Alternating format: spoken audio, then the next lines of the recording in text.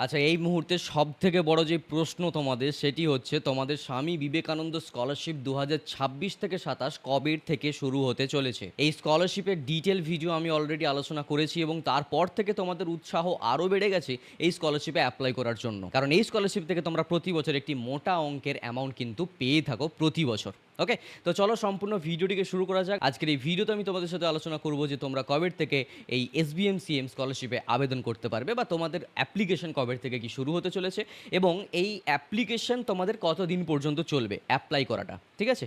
সমস্ত বিষয়টাই আলোচনা করব। তো চলো সম্পূর্ণ ভিডিওটিকে দেখতে থাকো। আমার নাম বিক্রম, তোমরা সকলে দেখছো বিক্রম পাল ইউটিউব চ্যানেল। তো চলো ভিডিওটিকে শুরু করা যাক। ভিডিও শুরুতে একটি কথা বলবো, যারা এখনো পর্যন্ত চ্যানেলটিকে সাবস্ক্রাইব করোনি, সাবস্ক্রাইব করে নোটিফিকেশন বেলটিতে অল দাবিয়ে দাও এই টাইপের ভিডিও আরও পেতে হলে। দেখো, এসবিএমসিএম স্কলারশিপ কাদের জন্য?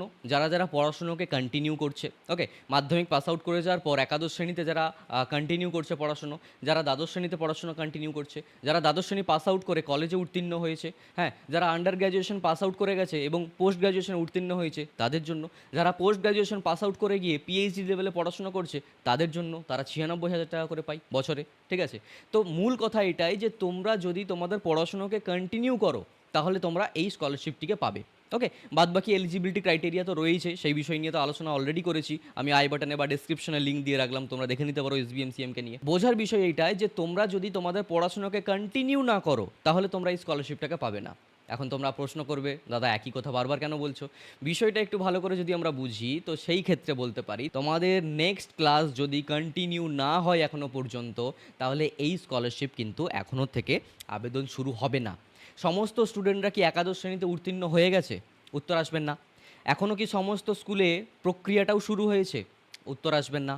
যদি তোমরা একাদশ শ্রেণীতে এখনও পর্যন্ত উত্তীর্ণই না হলে দ্বাদশ শ্রেণী পাস আউট করে সমস্ত স্টুডেন্টরা বিভিন্ন ইউনিভার্সিটি রয়েছে, বিভিন্ন ইউনিভার্সিটির বিভিন্ন টাইমিং রয়েছে অ্যাডমিশন নেওয়ার। ওকে, সেই সমস্ত ইউনিভার্সিটি, ইনস্টিটিউশন, কলেজের যদি এখনও পর্যন্ত অ্যাডমিশন প্রক্রিয়া কমপ্লিটই না হয় তাহলে এসবিএমসিএম অ্যাপ্লাই শুরু হবে কি করে? অনেকেই জিজ্ঞেস করছে, এই যে শুরু হবে শুনতে পাচ্ছি এই সেই, কিন্তু কবের থেকে হবে? প্রশ্নটা আগে নিজেকে করতে হবে, আমি কি আদৌ অ্যাডমিশন নিতে পেরেছি এখনও পর্যন্ত? বা সমস্ত স্টুডেন্টরা যারা অ্যাডমিশন নেওয়ার তারা কি নিতে পেরেছে এখনও পর্যন্ত? বা এটা ভাবতে হবে যে আমাদের ব্যাচ বা আমাদের ইয়ার ব্যাচ, শুধুমাত্র স্কুল না কলেজ, সমস্ত জায়গাতে অ্যাডমিশন প্রক্রিয়ার যে ডেডলাইন সেটা কি কমপ্লিট আদৌ হয়েছে? যদি উত্তর আসে না তাহলে এসবিএমসিএম তো এখন আবেদন হবেই না। ওকে, ঠিক আছে। এখন তাহলে উত্তর হচ্ছে যে আমাদের কবে থেকে আবেদন হবে, বিষয়টাকে একটু জলের মতো ক্লিয়ার করে দিই। সমস্ত স্কুলের যখন অ্যাডমিশন প্রক্রিয়া কমপ্লিট হয়ে যাবে, ক্লাসেস যখন তোমাদের রেগুলারলি কন্টিনিউ হওয়া শুরু হবে, ওকে, এবং যখন কলেজের অ্যাডমিশন প্রক্রিয়াটা সমস্ত ইউনিভার্সিটির, অলমোস্ট সমস্ত ইউনিভার্সিটির যখন কমপ্লিট হয়ে যাবে, যখন ক্লাসেস সচলভাবে চলা শুরু করবে, তারপরে গিয়ে তোমাদের এসবিএমসিএম অ্যাপ্লিকেশন শুরু হবে। ওকে, অন্যান্য বছরগুলোতে কি হয়ে থাকে, তোমরা ক্লাসে উত্তীর্ণ হবে ১-২ মাসের মধ্যে বা ম্যাক্সিমাম ৩ মাসের মধ্যে কিন্তু অ্যাপ্লিকেশন শুরু হয়ে যায় অ্যাপ্লাই করার। ওকে, বাট এই বছর যেহেতু সরকার চেঞ্জ হয়েছে, বাজেট নির্মাণ ইত্যাদি আরও বিভিন্ন টাইপের কিন্তু কার্যকলাপ রয়েছে, সেক্ষেত্রে আমি তোমাদেরকে যদি বলি যে একটি আনুমানিক যদি মান্থের যদি কথা বলে থাকি তো সেক্ষেত্রে বলে রাখা ভালো, তোমাদের অ্যাডমিশন হয়ে যাওয়ার উইদিন 4 মান্থস টু 5 মান্থস তোমরা অ্যাপ্লাই শুরু করবে। ওকে, তো তোমাদেরকে দেখতে হবে তোমরা একাদশ শ্রেণীতে উত্তীর্ণ কবে হচ্ছ। তার ক্লাসেস সমস্ত শুরু হয়ে যাওয়ার পর 4 to 5 মান্থসের মধ্যে তোমাদের অ্যাপ্লিকেশন শুরু হবে এবং এই অ্যাপ্লিকেশন আগামী বছর পর্যন্ত চলবে। বছরের যে কোনো সময় তোমরা আবেদন করতে পারো, বাট আমি সাজেস্ট করব শুরুর দিকেই অ্যাপ্লাই করে নেবে, তাহলে কী হবে, শুরুর লটে যেই টাকাটা পাওয়ার সেটা তোমরা শুরুর দিকেই পেয়ে যাবে। ওকে, এই অ্যাপ্লিকেশনটা করাটা খুব একটা টাফ না, কিন্তু যদি অজানা থাকে বা যদি সমস্ত প্রক্রিয়াটা না জানো তাহলে কিন্তু খুবই টাফ।